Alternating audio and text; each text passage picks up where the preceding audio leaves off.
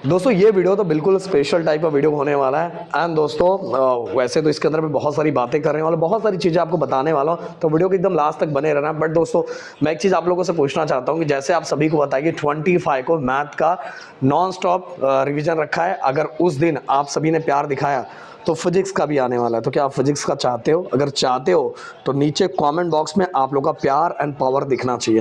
And इस video पे target like मैं 2000 रखता हूँ, जिससे मुझे समझ में आएगा। एक्साइटेड हो तो मैं उसका भी डेट लॉन्च कर दूंगा।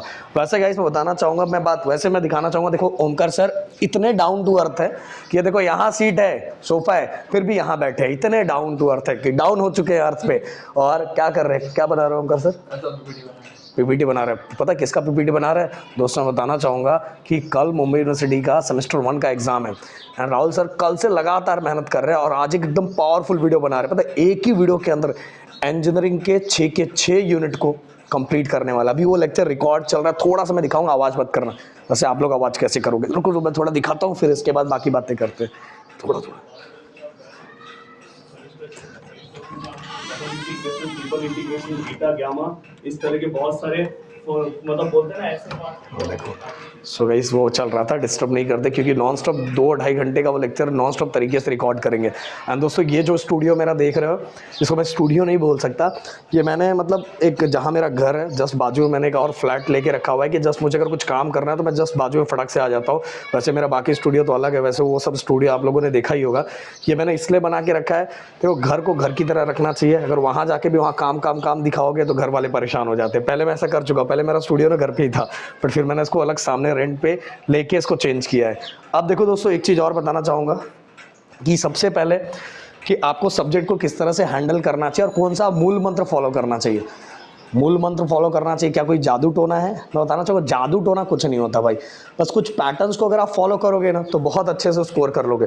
पैटर्न की बात करूँ जैसे फिजिक्स के अंदर आपने पेपर पैटर्न को समझ लिया, सही है। पेपर पैटर्न समझने के बाद आपने वेटेज देख लिया।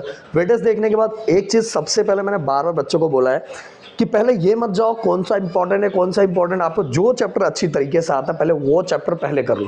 वो चैप्टर खत्म कर लिया, वो खत्म करने के बाद देन उसके बाद वेटेज देखो।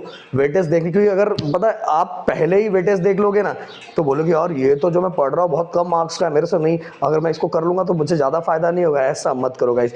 सबसे पहले जो आपसे हो रहा है वो चैप्टर खत्म करो। देखो आपको कॉन्फिडेंस बूस्ट हो जाएगा। इसके बाद आप देखो कितने चैप्टर आपके बच रहे हैं। जितने चैप्टर बच रहे हैं उन चैप्टर को क्या करना है, उन चैप्टर के पिछले जब मतलब पीवाईक्यू तो मैं बार बार बोलूँगा, फिजिक्स के लिए तो पीवाईक्यू जब से सिलेबस चेंज हुआ तब से लेके अभी तक के पीवाईक्यू किसी भी चैप्टर का अगर आपको करना है तो करो। ऐसा नहीं कि 1-2 साल का पीवाईक्यू आपने कर लिया तो काम हो जाएगा, नहीं भाई। और वैसे भी अगर एनालाइज करोगे ना आप देखोगे कि बहुत सारे क्वेश्चंस वैसे ही रिपीट हो रहे हैं, बार बार वही टाइप के रिपीट हो रहे हैं। और एक चीज़ मैथ के लिए बताना चाहूँगा, मैथ तो बहुत स्ट्रेट फॉरवर्ड है। उसके जो क्वेश्चंस आते हैं ओनली पीवाईक्यू फॉलो कर लोगे तो भी सॉल्व कर लोगे। इवन उसका पैटर्न इतना अच्छा है कि मैथ 1 कर लिया, मैथ 2 के 2 चैप्टर कर लिए तो भी हो जाएगा। अगर आपका मैथ बहुत खराब है, अगर मैथ बहुत अच्छा है तो डेरिवेटिव इंटीग्रेशन आप करोगे ही। डेरिवेटिव इंटीग्रेशन मतलब राहुल सर का वीडियो देख लो, हो जाएगा। इसके बाद अगर मैं केमिस्ट्री की बात करूँ, इंग्लिश के लिए फिर से मैं डाउन टू अर्थ होना पड़ेगा, ओमकार सर के पास जाना पड़ेगा। वैसे मैं बताना चाहूँगा, देखो वहाँ देखो कौन है, जल्दी कमेंट बॉक्स में मुझे लिख के बताना कौन है, वो बता देना कमेंट बॉक्स में कौन है। हाथ भी जोड़ो भाई, हाथ जोड़ो। तो अब किसकी बात कर रहे हैं? केमिस्ट्री के लिए गाइस देखो बहुत सारे बच्चों को फिजिकल केमिस्ट्री डिफिकल्ट लगता है, बहुत सारे बच्चों को इनऑर्गेनिक केमिस्ट्री डिफिकल्ट लगता है, किसी को, और ज़्यादातर प्रोपोर्शन तो ऑर्गेनिक केमिस्ट्री का होता है। बट अगर आपको केमिस्ट्री बहुत ख़राब लगता है तो मैं आप सभी को बोलूँगा सबसे पहले अप्लाइड वाला पार्ट खत्म करो। अप्लाइड के बाद देन उसके बाद आप फिजिकल केमिस्ट्री खत्म करो। अगर फिजिकल केमिस्ट्री के जो 6 चैप्टर है वो खत्म करो। अगर ये दोनों हो जाता है देन उसके बाद इनऑर्गेनिक और ऑर्गेनिक की तरफ बढ़ो। वैसे मैंने इसके इंपॉर्टेंट चैप्टर दिए हुए हैं। एंड दोस्तों केमिस्ट्री के अंदर आप पीवाईक्यू पे फोकस कर सकते हो, बट ऑर्गेनिक वाले पार्ट को छोड़ के। ऑर्गेनिक वाले पार्ट में कभी कभार गड़बड़ हो जाता है, इसीलिए गाइस फिजिकल हो गया, फिर इनऑर्गेनिक हो गया, देन अप्लाइड वाला जो पार्ट है, इन ये तीन सेक्शन है, इस पे आप पीवाईक्यू फोकस कर सकते हैं। अगर वो भी आपने कर लिया तो भी आपका स्कोर अच्छा खासा हो जाएगा। दोस्तों देखो पहली बात तो आपके दिमाग में कितने का टारगेट चल रहा है, आपको ग्रुपिंग क्राइटेरिया फुलफिल करना है, अब वो 90 लाना है, तो आपकी प्लानिंग बहुत अच्छी होनी चाहिए और उस वाइज मेहनत बहुत अच्छा करना है। तो एटलीस्ट केमिस्ट्री के अंदर 3 सेक्शन तो आपको करना पड़ेगा। अगर आपको आपका स्कोर है कि सर 80 85 अब वो मुझे जाना है, तो 3 सेक्शन करना पड़ेगा अच्छी तरीके से। बस मैंने ना 3 सेक्शन में PYQ कर लो, हो जाएगा। बस ऑर्गेनिक का थोड़ा गड़बड़ है। अब इसके बाद मैं बात करूँगा बायो। मैंने बार बार बोला कि बायो में डायग्राम्स एंड PYQ, ये 2 चीज़ों को फोकस करना है, डायग्राम एंड PYQ। अब मैं चलता हूँ इंग्लिश की तरफ, क्योंकि मुझे अब ओमकार सर के पास जाना पड़ेगा। ओमकार सर, आपको ज़्यादा टाइम नहीं दूंगा मैं, क्योंकि आपको टाइम दूंगा तो पूरी कहानी बता दोगे, क्योंकि हमारे टीचर्स ही ऐसे हैं यार, पूरी चीज़ें पता है। मुझे बताओ कि अगर बच्चे को इंग्लिश में अब वो 90 स्कोर कर रहा है तो कैसे करें? इंग्लिश में अगर आपको अबव 90 स्कोर करना है, सबसे पहली चीज़ राइटिंग स्किल जो आपको फिक्स 16 मार्क्स के, वो आपको कर लेनी चाहिए। फिर अरे इसके एक बाद मिनट, सबसे बड़ी बात ना भाई, स्पेलिंग भी आना चाहिए।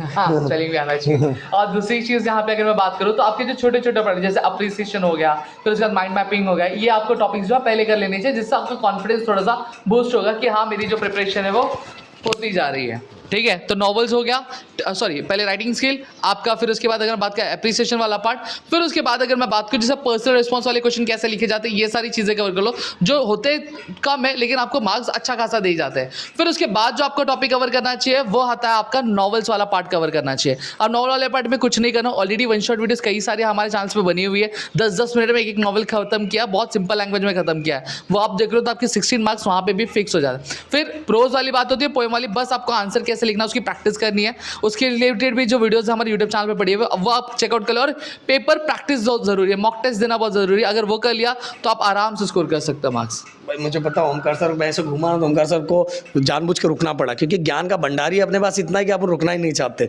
पर ओमकार सर रुक गए पटाख से, बोलते हैं अरे सर 1 मिनट का टाइम दिया था, मैं तो ज़्यादा ले रहा हूँ। सो गाइज अब मैं आपको एक चीज़ और बताना चाहूँगा। देखो इन सभी चीज़ों को, आपको ये चीज़ें तो बताई गई है, अब टाइम बहुत कम है, तो आप स्मार्ट वर्क कर रहे हैं। एंड स्मार्ट वर्क कर रहा है तो भाई अपने यूट्यूब चैनल पे सभी कुछ चीज़ें पड़ी हुई है, आप उसको देख के, पिछले साल के लाइव सेशन भी है उनको देख के फटाफट कंप्लीट कर सकते हो। अब गाइस देखो, समझने समझाने का टाइम ख़त्म है, अब बस डायरेक्ट जंग जीतना है, जंग जीतने का टाइम आ चुका है। तो ऐसा नहीं कि आप एक चैप्टर को आप 20-20 15-15 दिन लगाओगे तो वो टाइम खत्म, तो एक ही चैप्टर पढ़ के एग्जाम में जा पाओगे, उससे ज़्यादा नहीं। आपको कोने में कोई दिखाई दे रहा होगा, मतलब स्क्रीन के एकदम लास्ट पे ओमकार सर के सर के ऊपर कोई दिखाई दे रहा होगा। ओमकार सर थोड़ा देखो आपके सर पे कौन दिखाई दे रहा है, इस साइड कैमरे में देख के, कैमरे में देखो आपके सर पे को, हाँ ये वाला बहुत सही है, ये वाला। सो गाइस अगर आप देखो अच्छे से अभी से फोकस करोगे, मेहनत करोगे तो आपका काम हो जाएगा।